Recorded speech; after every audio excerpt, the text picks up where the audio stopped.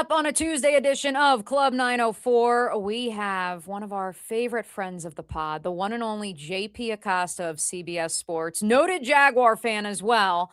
And we, for the very first time here in Club 904, are going to do a live mock draft for the 2026 NFL Draft.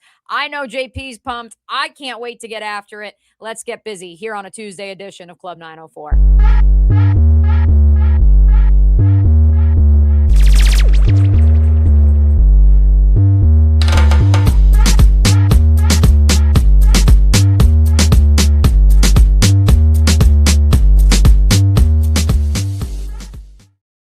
Thanks for hanging out with us, whether you are watching live on the various channels of the Action Sports Jacks 24/7 network or listening to this on demand. This is Club 904 Mock Draft 1.0. As always, this is an engaging, interactive program. Make sure you leave comments, make sure you leave questions, because not only do I have some draft takes for you, we are going to be running through the PFF Mock Draft Simulator live.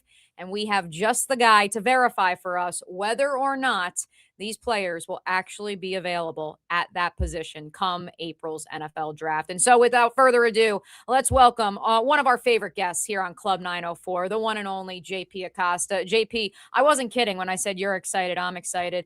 I can't thank you enough for hopping on, but also I know you've been itching to maybe have a specialized Jacksonville Jaguars mock draft.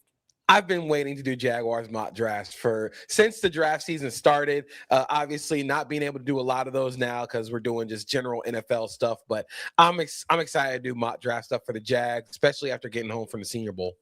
Yes, and that's part of why I wanted to have you on this program, because like so many listening in the Action Sports Jacks and Club 904 Nation right now, when I've done mock draft simulators, I've gotten names like Lee Hunter at 56. I've gotten names like Malachi Fields out of Notre Dame, two Senior Bowl standouts. Not so sure those guys will be there at 56, and that's part of why we have you on, to bring in your insight, not just from the entire draft class coming up in 2026, but also specifically some of those Senior Bowl guys who you got to see in person in Mobile, Alabama last week. I wasn't kidding, folks. We are literally going to be using the PFF mock draft simulator in real time. No trades with 1.0. Maybe JP comes back at some point in April and we can throw some trades in there, because we know James Gladstone always be marketing, always be trading, always be looking at the board and, finding maybe not value in the way that someone we once knew here in Duval does, but finding value in the best ways possible. JP, are you ready to get going? Let's do this. Let's do it. So needless to say, as I get the mock simulator off and running, I think water is wet. Fernando Mendoza will be a Las Vegas Raider. But tell me this, who is someone who's going to go in the top 10 in your opinion that's going to surprise some folks, or in the first round in general? I think when it comes to first round picks that might surprise people, I have a feeling that some of the linebackers go off the board early. You think of guys, especially after Sonny Styles, Ohio State, and Arvell Reese. Both guys should go early in this draft. I actually think Sonny Styles might be the best player in this draft class, regardless of position. But you're thinking of guys like Josiah Trotter, who we might get to, CJ Allen from Georgia. I think the off-ball linebacker class has been highly touted during this draft cycle, and it's well warranted, because this is a great class. It's a great time to need an off-ball linebacker. There's so many versatile types, so I think a lot of linebackers are going to go early. And of course, with potentially the impending departure of one Devin Lloyd, who could be getting a bag on the open market, the Jaguars, in theory, would be in the market for that off-ball linebacker position alongside Foye Oluokun. And so, 56, is that perhaps where the Jaguars, with their first pick as of right now in the NFL Draft, that second round pick of their own, JP, is that where they go off-ball linebacker? Here right now are some of the players that in this simulation are available for those of you who are listening to this audio only and can't see it on your screen. D'Angelo Pons, the corner out of Indiana. Dante Corleone, the defensive lineman out of Cincinnati. Speaking of Cincinnati, their linebacker, Jake Golday.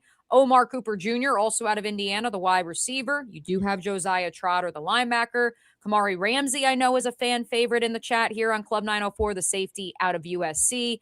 And of course, I'm never going to be able to pronounce his name, but Max I, the tackle, the right tackle, who didn't pick up football until he decided to enroll at East LA College at the JUCO level. And now many people think he could sneak into the first round of the draft. He's also available in this scenario. As I scroll through a couple other names here, JP, you tell me, what position, what player in your dream scenario are the Jaguars picking at 56? So the first question here, are we operating under the assumption that Devin Lloyd is gone in free agency? I am personally, okay. At least from my reporting and from the vibe that I've gotten being here in Jacksonville and around the building. Yeah, like it sure as heck feels like at bare minimum, he is going to be allowed to test the market as of this writing on February 3rd. If Devin Lloyd's going to be able to test the market, be open to free agency, I do wonder if he gets a big deal. I think there are a lot of, if you can sort of get Devin Lloyd around where Tremaine Edmonds is at $18 million per year, I think that's a great deal for him. But if he gets up into the 20s, which I think only 2 linebackers are at that point in the NFL right now, that's Fred Warner and Roquan Smith, I think that might be a little steep. So if we're operating under the assumption that Devin Lloyd is gone, I do think a linebacker at 56 makes a lot of sense. I think just because of how much the linebackers play a major role in this defense when it comes to rushing the passer, when it comes to stopping the run, when it comes to just solidifying the middle of the field coverage, I think it makes a lot of sense if they pick linebacker at 56. I do want to do a quick search for a player just to make sure that I know. Yeah. Let's do it. He's not there. Genesis Smith from Arizona. He's there. Ooh. Okay. So I also really like the Arizona safeties. Genesis Smith, Traden Stukes, both are really fun players. Genesis Smith is more of a center fielder safety type, doesn't really have the same chops as a tackler as Traden Stukes. I actually think Traden Stukes might be the more versatile player, can play nickel, can also play safety. You want him to play in match man coverage. I think he's going to be a guy that also goes a lot higher. So we're stuck with a little bit of a good problem here where we have 3 of the guys that I like in Genesis Smith, Traden Stukes, Josiah Trotter here. I think given where these guys might end up, I kind of think I want to go Josiah Trotter here at 56. Okay. And if you're looking for a snapshot on Josiah Trotter, his comparison is it's his dad. His dad, Jeremiah Trotter, longtime Philadelphia Eagles linebacker, he never stays blocked as a run defender. He has heavy hands. If you want to watch his best game, I think it's Oklahoma, where he's just a monster in the run game. He eliminates space really quickly. And I think he's growing as a pass defender, but I think he's much better as a blitzer. And I think that's where you're going to be able to see a lot of Anthony Campanelli's defense really start to shine, is when you have guys at the second level who can blitz. So I think I'm going to go Josiah Trotter here. He's one of my favorite players in this draft class. So I'd be over the moon if the Jaguars drafted him. I love it because I have not done any work on Josiah Trotter because, to be frank, JP, I have felt that even if Devin Lloyd is to walk, the Jaguars would wait until the 3rd round, in which they have 3 picks to address that off-ball linebacker spot. But as you alluded to off the top, there's a good chance that a lot of those marquee names could be gone once we get to the 3rd round, which may be a little untraditional of late for that position. And despite the fact that it's such a deep class at that position. So you say strike the iron while it's hot at the off-ball linebacker position, because there's also a lot of folks who say, well, what about edge? What about interior defensive line? Can't you take a blue chipper in the 2nd round? Because there's quite a few of them as well with that 56 overall pick. And so you might as well just strike that iron while it's hot. I agree there, and I also think that this defensive tackle class has the body types that you're wanting. If you want just pass rush from that interior defensive line spot, I don't think you're going to get that at 56 because Lee Hunter is gone. Dante Corleone is more of a run defender. Dominique Orange, Big Citrus, is also a more of a run defender. So if you're looking for guys that want to provide like pass rush, like instant juice on the interior, you're not gonna draft those guys at 56. But maybe as we get later in the draft, they're a lot more undersized, like 3 technique guys, I think will be really fun fits in the Jaguars defense. And I do love the Arizona safety shout out. And that's part of why we have JP with us live drafting for the Jaguars, our 1.0 mock draft in Club 904, for those of you just hanging out with us. Because those safeties, according to the simulator, may be ranked more in the 100s. But in your record book, you think that those guys are much more day 2 picks than they are closer to the top of day 3. Absolutely. I think both guys are going to find their ways onto NFL defenses and be quality contributors. Jansen Smith, like I said, more of a center fielder, got a lot of range. I think he might have some of the best range in this draft class. I think just his ability to play from hash to hash and make plays on the ball is really fun. I worry a little bit about his tackling, which makes me wonder about his fit as a Jaguar. But if you want guys that make plays on the ball, Jansen Smith is that guy. Traden Stukes, like I said, I actually think he might be the better player because he can play nickel and safety. I think he's a little bit better of a tackler, and he can still make plays on the ball, matching up against tight ends. So I'm hoping that Traden Stukes will be around in the 3rd round, so that way you get Trotter, you get Stukes, and you can really start to shape out that defense.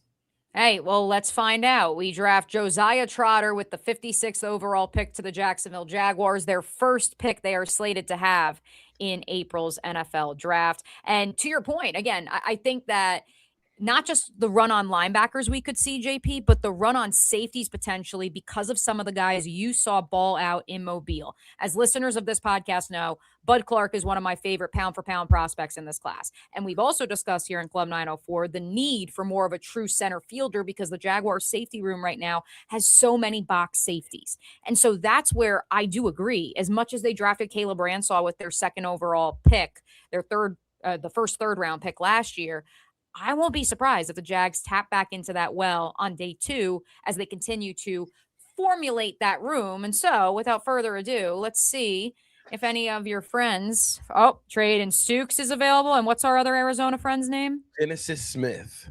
Genesis Smith is available. And again, a lot of this is due to the simulator and where PFF has those guys ranked. But as I also scrolled through some of the other available players at pick 81, the Jaguars' 2nd scheduled pick in the draft, anyone catch your eye? Maybe make you think twice about those Arizona guys? So the guys I think will make me think twice are Chase Bizantis, guard from Texas A&M.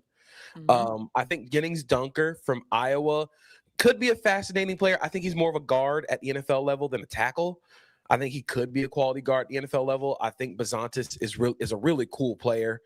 Darrell Jackson Jr. from Florida State is a monster of a run defender, just this big, tall, long guy. I think he would really fit what Anthony Campanelli wants his defensive linemen to look like, especially on the interior.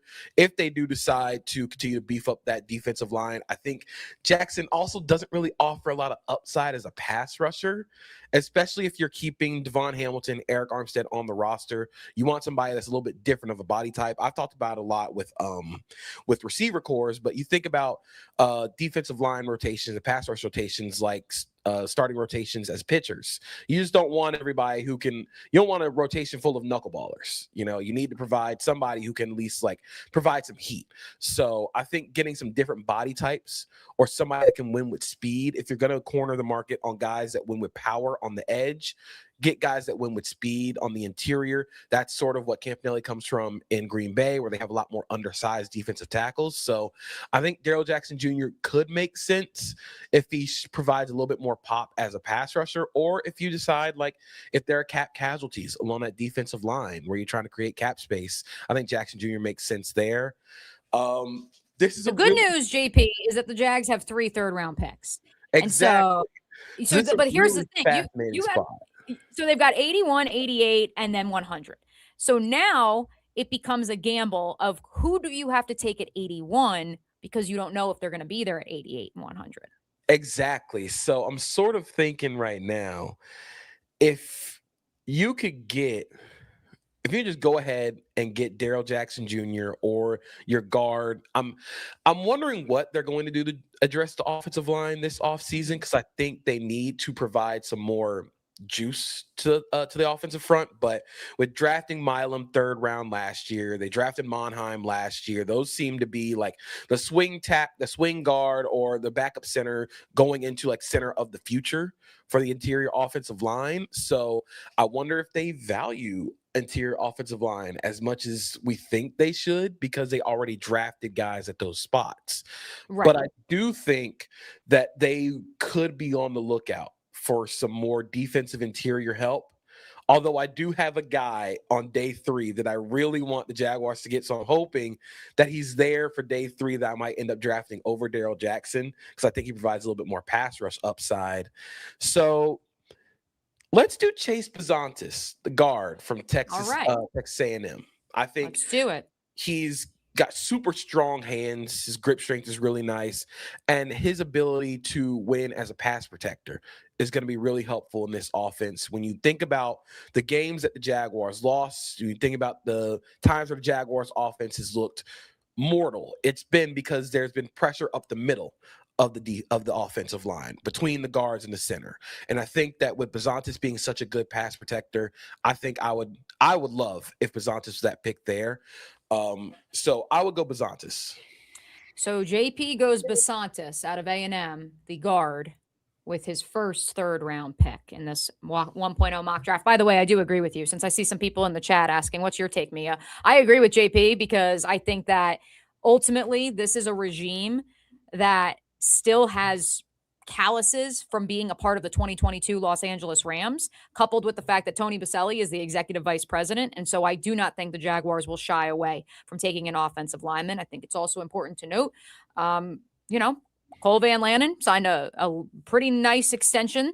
But at the same time, the last time we heard from him, he was inactive in the playoff game because he was fighting whatever that knee injury ends up proving to be. And so as of this writing, it sounds like Walker Little's going to be back for the 2nd year of his 3-year extension that he signed at the end of the 2024 campaign. And Ezra Cleveland is on the final year of his 3-year extension. And so with that said, a lot of moving parts, but the Jaguars always draft with an eye for 2-3 years down the line under James Gladstone, from what he has told us and what we have seen during his time as the director of scouting strategy with the Rams. And so while maybe Bizantis doesn't have a starting role if he can't beat out Ezra Cleveland or beat out whoever the right guard is going to be this upcoming season, wouldn't be surprised if he and Milam are the plan moving forward at those guard positions. So JP, here are the players who, because you selected Chase Bizantis with the 81st overall pick, they went before that 88th pick, the Jaguars' next draft pick.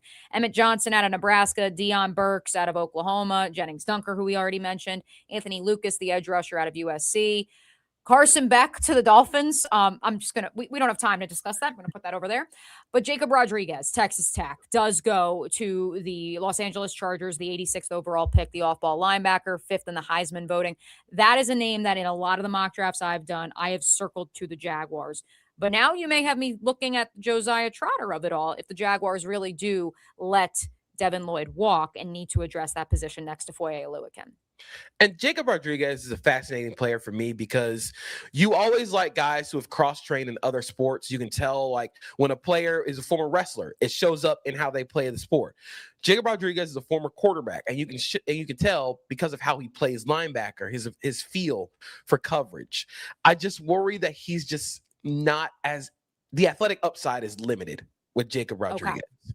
And I think that he just doesn't have that same sort of range that you're sort of expecting when you're talking about a Devin Lloyd replacement. And while Devin Lloyd isn't exactly like this super nimble guy, he has the length to make his range different from guys like Fred Warner, who can get up and down the field in an instant. Devin Lloyd is a legit 6'3" with legit long arms and long strides, so he can make up ground a lot quicker. Jacob Rodriguez can't really do that. So I think Rodriguez could make sense. I also, again, like a guy like Jake Golday is sort of in that mold of like Devin Lloyd when it comes to the size, but I just think Trotter plays blocks better than Golday, and then I just think he's a little more athletic than Rodriguez. Right, which has been something that Anthony Campanelli has said from the onset of his tenure as DC is paramount to who the Jaguars want to be on defense. Can you shed blocks? Can you move a man against his will? If you can do that and also tackle, you can be a Jacksonville Jaguar. One quick one, JP, before we run through these next two third-round picks and then keep it moving into day three. Robert has been asking about Kyle Lewis out of Pitt. Do you think he would be there in the third round, eventually replace Foye in 2027? I could see it. I could also see him lasting into day three because he's just a positional outlier. Kyle Lewis from Pitt, 6 feet, 224 at the Senior Bowl, barely. He's a very slender linebacker. He's a small linebacker, but his range and his ability in coverage was one of the most impressive things I saw at the Senior Bowl. His day three of tape when it came to one-on-ones and a team drill is one of the most impressive things I've ever seen at the Senior Bowl. But where do you play him on defense, especially a defense that asks their linebackers not only to play on the line of scrimmage when it comes to mugged fronts and coverages, but to stack and shed guys when you're asking him at 225 pounds to stack and shed a 300-plus pound guard? It's just, I think I think he can be a quality player. I just don't know if this defense is the best fit for him. So when you're doing mock drafts and stuff, it's like the player is good. You also have to see a clear vision for them in this defense. All right, let's do it. We got two more third-round picks to play with, JP. Are we pulling the trigger on those Arizona guys, or is there somebody else here who you say, I got to snatch him at 88 before look, I don't think Malachi Fields is going to be there at 88. Just throwing that out there because I know somebody's going to watch this back and be losing their mind. Yeah, I think we're okay in that regards, but there is Genesis Smith also sitting there.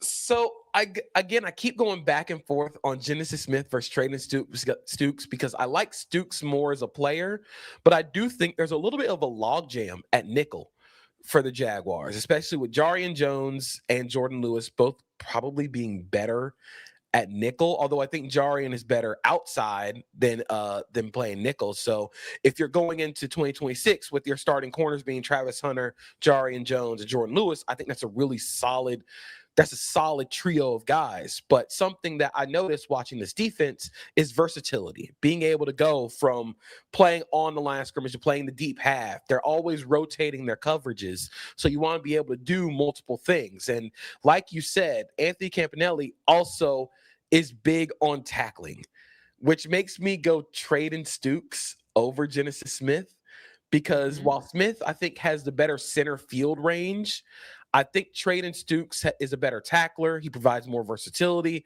and just his range as a deep half guy. It's so impressive. I'm super high on him. The fact that we're able to get him in the third round, like at 88, I'm really excited for it.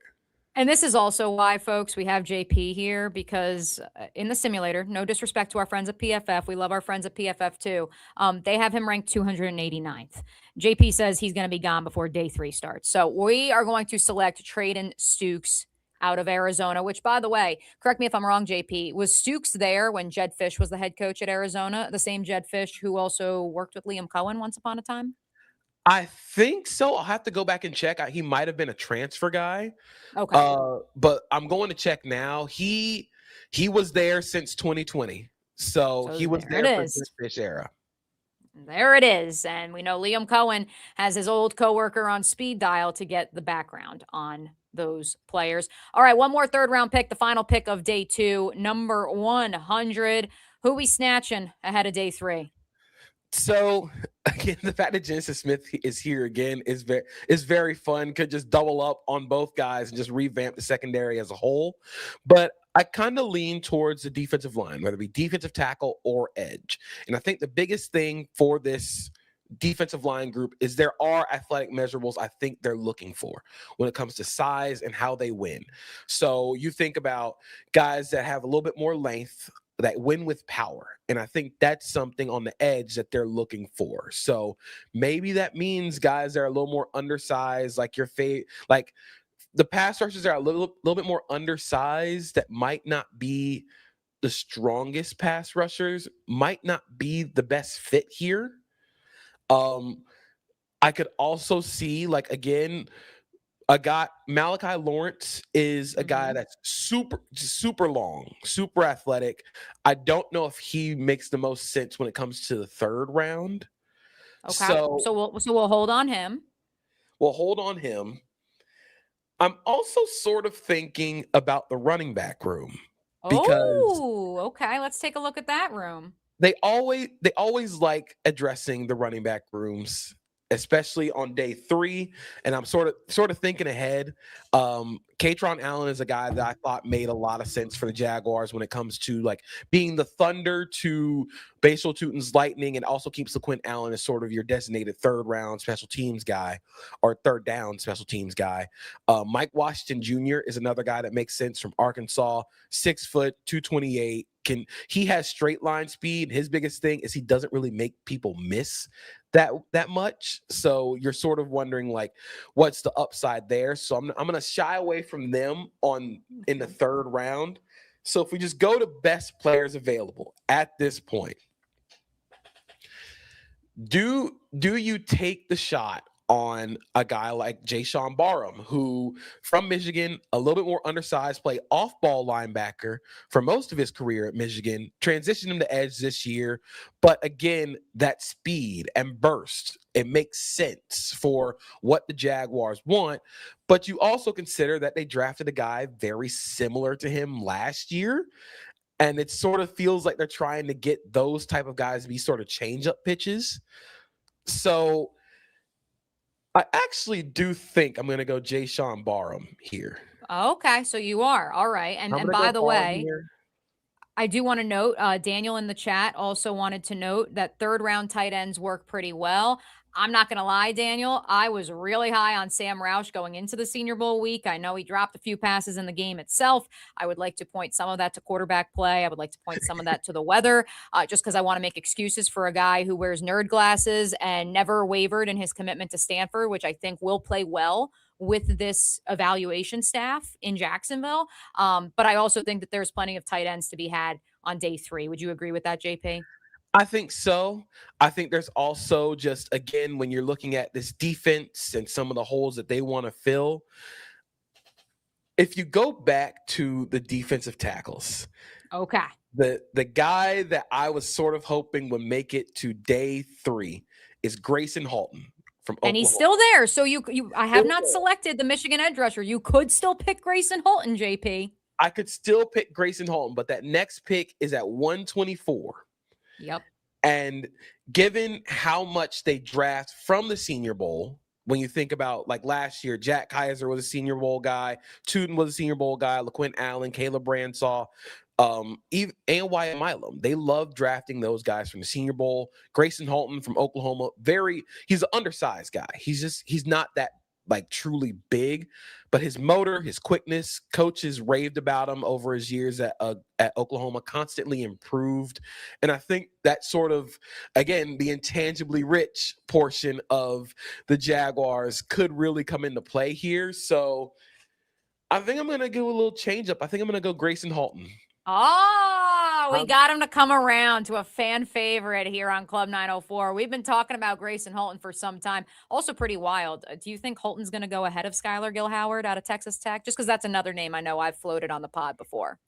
I think so, because again, the post-draft or the postseason circuit for him has been really good to him. I think he was one of the better players during Senior Bowl week. I think his quickness as a pass rusher in the run game, he's just constantly active. So I think that postseason circuit is going to do really well for him. And plus, like, he did play well at Oklahoma. His thing is just he's a little bit undersized, but those undersized players, that hasn't stopped the Rams from drafting guys like Braden Fisk early. That hasn't stopped them from drafting guys like Kobe Turner. That hasn't stopped them from signing guys like Poona Ford. And I think where they want to go with this defensive line is on the interior. Maybe the length aspect of it isn't as important because you want to get into guys' chests quickly. And that's something that Grayson Halton can do. All right, here we are. First pick of day 3 for the Jacksonville Jaguars in this Club 904 mock draft 1.0, pick 124. Which direction are we going, JP Acosta? Okay, so we already have our guard. I do also see Keelan Rutledge, and although I think he's very fun, I don't know if he's a great scheme fit for the Mm. Jaguars. I think Do you his think he's move. going to be there too in the fourth round? I would think he would have gone already. I think he would. I also do think he could go a little bit early, or he. I think he goes before day 3. It's Mhm. just again, he's a little bit limited as a mover. But when you're talking about guys that just play with incredible strength and moving guys at the line of scrimmage, Keelan Rutledge is one of those.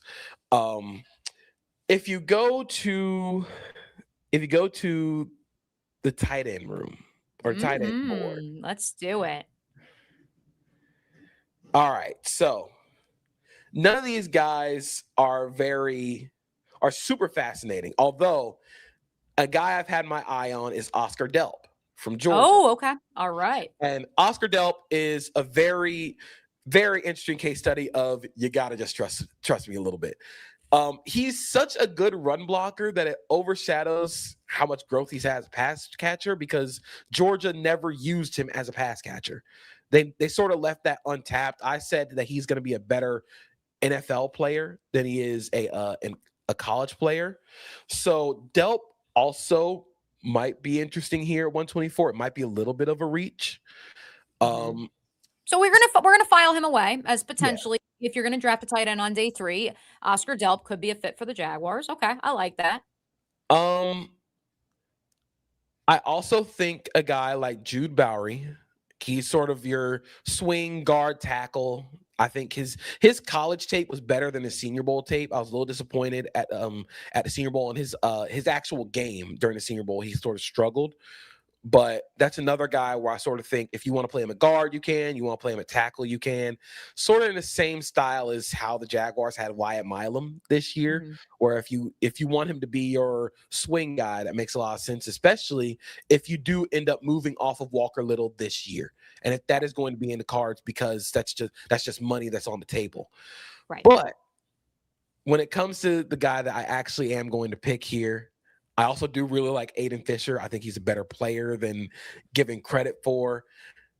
You know what? Let's go Aiden Fisher. Aiden Fisher. Okay. So I have also in many a mock draft selected the Indiana linebacker as well at this spot in the fourth round for the Jaguars.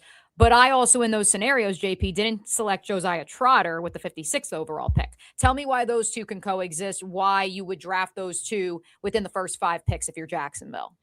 I think Fisher's an incredibly smart linebacker. I think it's obviously going to get thrown out as a stereotype. Like he's real smart, but he plays downhill really quickly. I think that's something that a lot of the Jaguars brass is going to really like.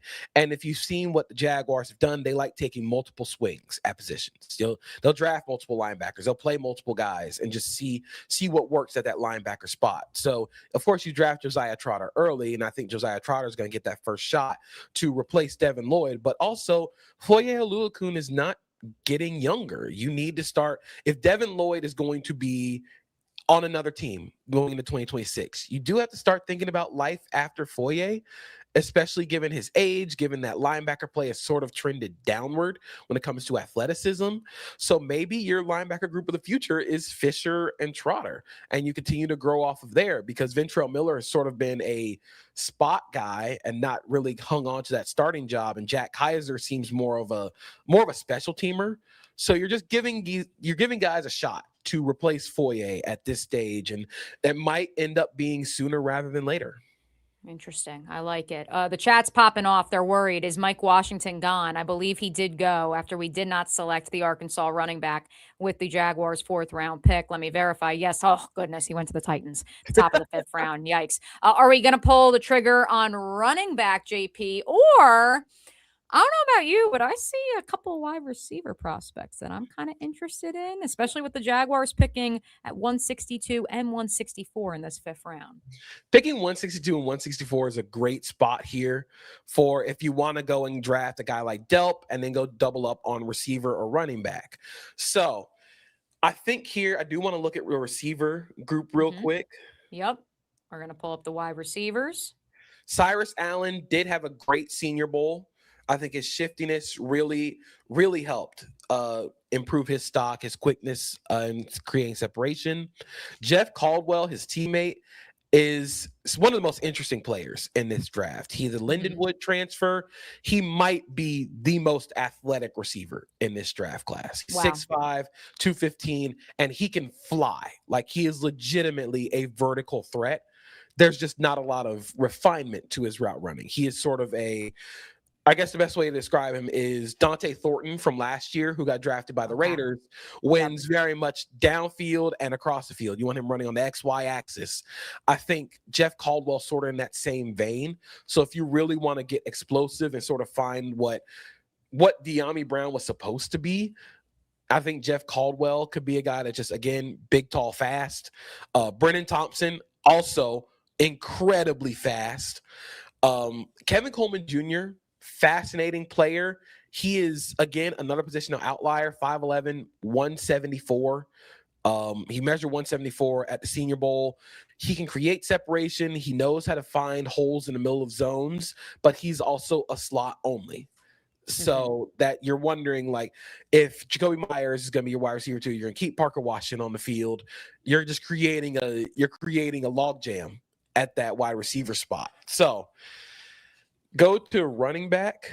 Yeah, but real quick, JP, before we do, just because selfishly I have to push the agenda. In speaking with him, his head coach on ESPN radio a couple months ago, I told Sataki that Chase Roberts is a Jaguar, in my opinion.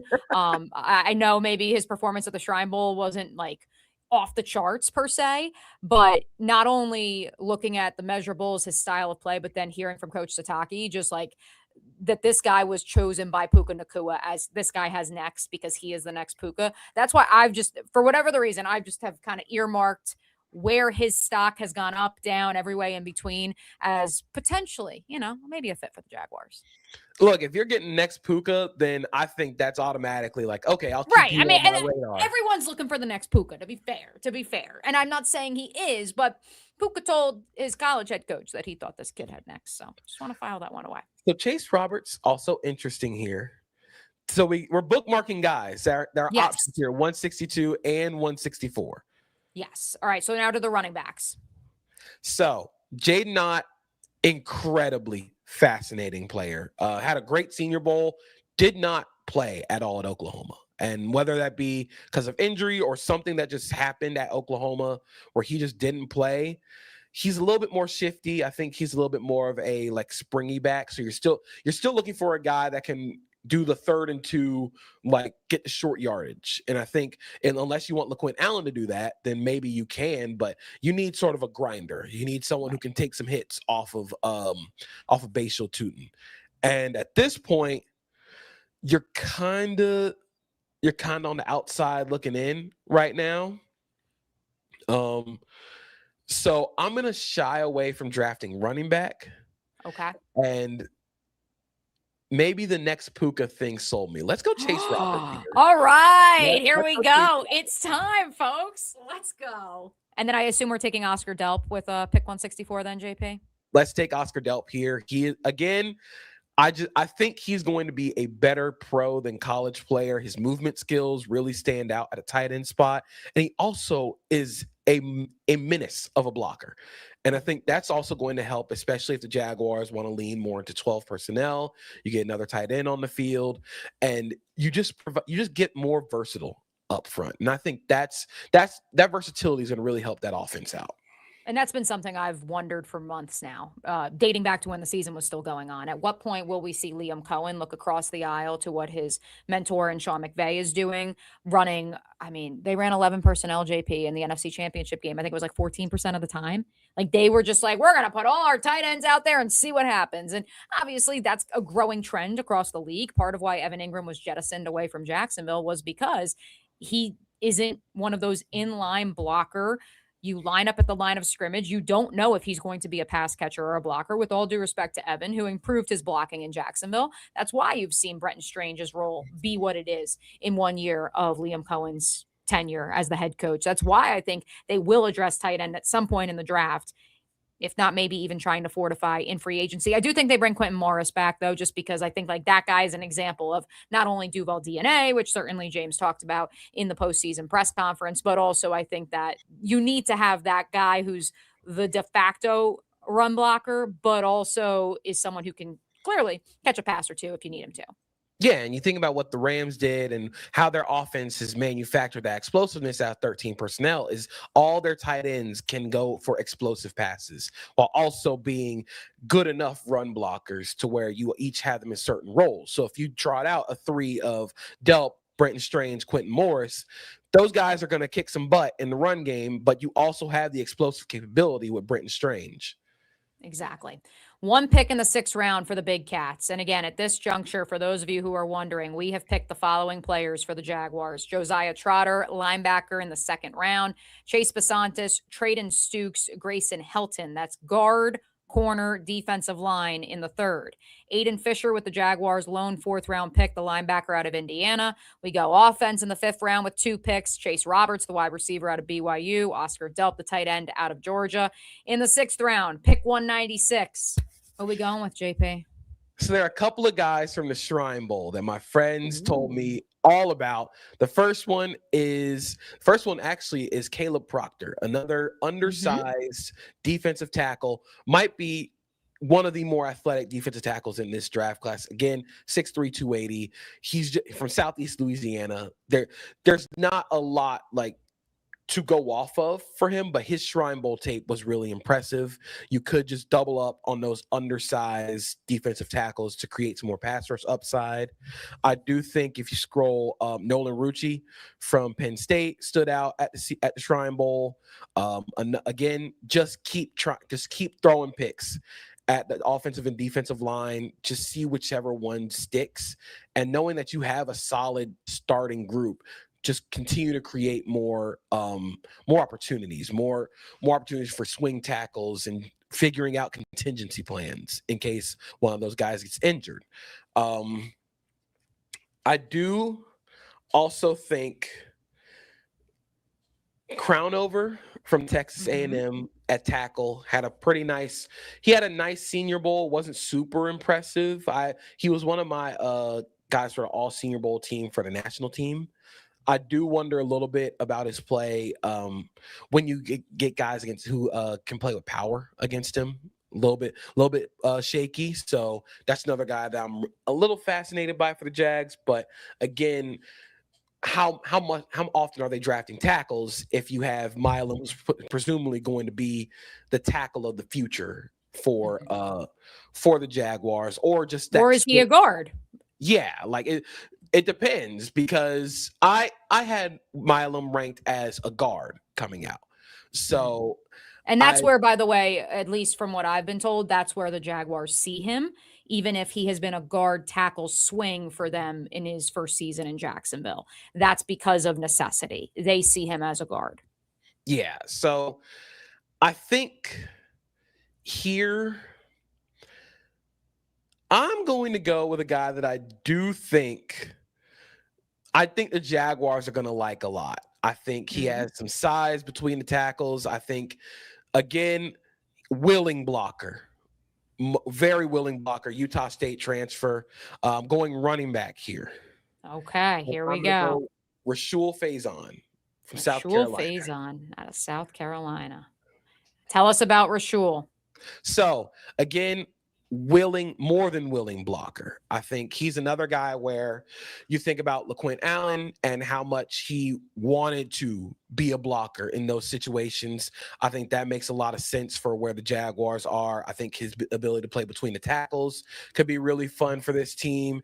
And then you have a great problem of, all right, both guys, a little bit bigger guys. You can have LaQuint Allen do the between the tackles, like grinder stuff for Bashal Tutin, because that's what you're sort of growing them into, and have Faison sort of come into the LaQuint Allen role of being the special team or third down guy.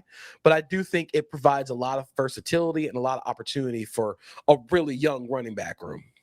I love it. I love it. See, we found that running back at some point in time, folks. You can find them on day 3. 2 picks to go for the Jaguars in our mock draft 1.0, 2 in the 7th round. I see some interesting quarterbacks at the top, JP. I don't know if the Jags end up taking a quarterback. Maybe you defer. I also love Eli Heidenreich just because I think he's like the ultimate cool little fun gadget guy who, by the way, like you can make him a fullback, you can make him a slot receiver. The Jaguars, I do believe the more and more that I've reviewed, not just self-evaluation of the 2025 season, but also looking at the draft. If Parker Washington is going to be one of your top 3 receivers, you need to start considering who is your other return man besides those 2 running backs, especially if Bashal Tutin and LaQuint Allen are going to have more of a featured role moving forward. So maybe do you look for that return man here in round 7? I think this is where you start looking for the core special teamer, maybe their backup quarterback. I thought backup quarterback, especially with Altmaier, Taylor Green, Cole Payton here. Payton is an interesting quarterback because he does provide some run game capability. Yep. Also a lefty. So how much does that change how much does that change what you're doing for the offense? I actually think I am going to go with Luke Altmaier. Here. He is going to go with Luke Altmaier, go with backup quarterback. All right. Why is Luke Altmaier the pick here, JP? I thought Luke Altmaier honestly was the best quarterback at the Senior Bowl throughout the week of practices. He's athletically limited. He's going to max out as like a backup quarterback. But I do think he knows where he wins. I think he's got some nice accuracy in the red zone. I think the ball placement sort of comes and goes, and he's incredibly tough. I think that toughness is going to stand out a lot. And it's something like when you're a backup quarterback, you don't need to change the world. You don't need to break records. You just need to keep the offense on track. And I think that's something Luke Altmaier did while he was at Illinois. That's something he did at the Senior Bowl throughout the week of practices. I thought he was good at just keeping the offense on track. So I think that's the reason why I do think he probably profiles as the best backup quarterback, despite Green having a lot more athletic upside and Peyton being a little bit more of a better runner. Heidenreich was stolen from us, folks. The Navy fullback was taken 1 pick before the Jaguars at 245 in this simulation by of who else? The Houston Texans. Come on now. First they took Luke Lachey from me. Now they take Eli Heidenreich. It's all right. We got Chase Roberts in the fold in this 1.0 mock draft. Final pick for the Big Cats. And to your point, JP, earlier, probably going to be someone with special teams value. Or maybe it's the guy who you said you were holding out for on day 3. I'm curious. Who are you going with for this final pick? The guy I was holding out for on day 3 that I decided to make the jump for earlier was Grayson Halton. Oh, okay. I was thinking he would be there for day 3, but then seeing the defensive tackles go off the board, I'm like, let's just go get him now. The final pick, I'm thinking special teams capability, and I'm thinking speed. Because like you said, the return game is going to have – if you're going to get drafted here, you got to be a factor on special teams and in the return game. So I'm going to go receiver here. Okay. Because I think they're just trying to going for speed. Right. I do think a guy like Trey Wallace, Colin Lacey also just provide that speed capability. Again, not very big. Wallace isn't that big, or Lacey definitely is not that big. Yeah, let's go to Wallace. Wallace a little bit bigger. So now it's the speed and the return game.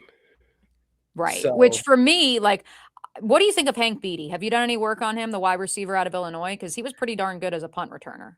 I haven't done a lot of work on Hank Beatty, but I do think, again, if you're a special team capable player, I do think that's going to get you very high on the Jaguars day 3 list. Barian Brown from LSU, another guy who is just an amazing special teamer. I think he returned multiple kicks for touchdowns over his career in college. I don't know if he's a draftable guy, because he just doesn't offer a lot as a receiver. But special teams like that's sort of what you're thinking at this point. Right. Exactly. All right. So we got Barry and Brown. Do you want me to pull up corners, or are we going to decide one of these guys here that's listed right now? Let's go to corner. Just to see, folks. Let's go over to the corners. You know, we've joked on this program, JP, that Cal is the real DBU. Real ones know, by the way. Cal might be the real DBU. They got another guy, Hezekiah Masses, who's going to be another guy who's going to get drafted on day 2 outside after Noel Williams was. I'm fascinated by this player because he might be a boom or bust style of player because he just might not be that healthy. And I might be going away from the speed and special teams aspect. Mm-hmm. And it's again, The Jaguars do need to flesh out the corner room, JP. So, I mean, you can find special teams value at some point in time, maybe in the undrafted free agent market. I'm fighting a lot of the urges here with the Jaguars drafting guys from this university. But I'm going to go Devin Moore. Oh, no. He did it, folks. He did it. I know. I did it. It's not – this time, it's not in the first round. This time, I did not pick a Florida player in the first round. But I did go Devin Moore to finish out this draft. Again, if he's healthy, which is a big if, he is a big, long corner. He has good eyes. His recovery speed is good. And I think he's a great tackler.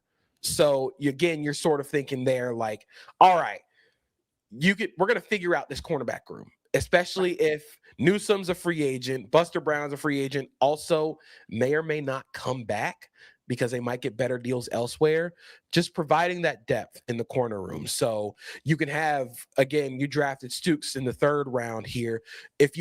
If Travis Hunter is going to play offense on some snaps, maybe on those defensive plays where he's getting rest, you can play Jarian Jones on the outside. You can maybe play Jordan Lewis on the outside if you wanted to, and play Stukes at nickel. Or you can play Devin Moore if he's healthy. You just have all these nice rotations of players that you can have in that secondary and just go figure it out. Especially if Travis Hunter is still going to play a significant amount of offensive snaps, just go figure out, throw picks at the secondary at corner and see which guy makes it.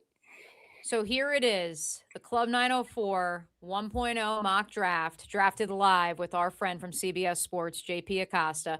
Part of why we had JP, for those of you who came in late to the program, is because I understand a player is ranked somewhere in the PFF mock draft simulator. That doesn't actually mean that's where most teams have them on their board. And so that's why you see the trade in Stukes F, but JP has assured us the corner out of Arizona probably going to go on day 2 of the NFL draft. With all due respect to our friends at PFF, Grayson Holton's an interesting one. I know a fan favorite for many here in the club. We pick him at number 100 with the third round pick for the Jags. 2 linebackers, 1 wide receiver, 2 corners, a backup quarterback. What do we think, JP? I think, honestly, I kind of like it. These are a lot of my guys in this draft class. Honestly, those first 4 of Trotter, Bizantis, Stukes, and Holton are all some of my favorite guys in this draft class. I'm kind of excited that we got Trayden Stukes in the 3rd round. I know that F looks shaky, but again, with these medicals, if medicals check out, that's a really good player who can make a lot of plays on the ball, which, again, the ball production is something that the Jaguars want to continue because of all the turnovers that they got last year. Bizantis immediately provides you some interior offensive line help. I think Josiah Trotter is awesome when it comes to defending the run and being sort of another add-on piece as a blitzer. But then you get to day 3 and you're just filling it out with guys that you have those experienced starters in Fisher, Chase Roberts. And I actually think Oscar Delp could be a really nice shot late in the draft. Devin Moore could be a really nice hey, let's go see what happens. And again, these are 5th and 7th round picks. You're not exactly there's not a lot of value in those 5th and 7th round where you're not expecting those guys to immediately come in and be starters or stars. But Devin Moore, if the injuries check out, could be fun. Oscar Delp could be a better pro than a college player. So I think it makes a lot of sense. Yeah. A couple questions before we get out of here on this Tuesday edition of Club 904. Slaybot says UF pick, immediately disregard. LOL JK. Fantastic. Look, JP said it. He's like, I hate the fact that I'm saying this because of the school, but here we are. Ether Dark says, JP, Mia, I think they hold off on running back until next year and go after Lacey from Ole Miss. Now, the problem with all that, we discussed the Devin Lloyd of it all. I mean, in this scenario, Travis Etienne is also walking, or at the very least testing the waters of free agency.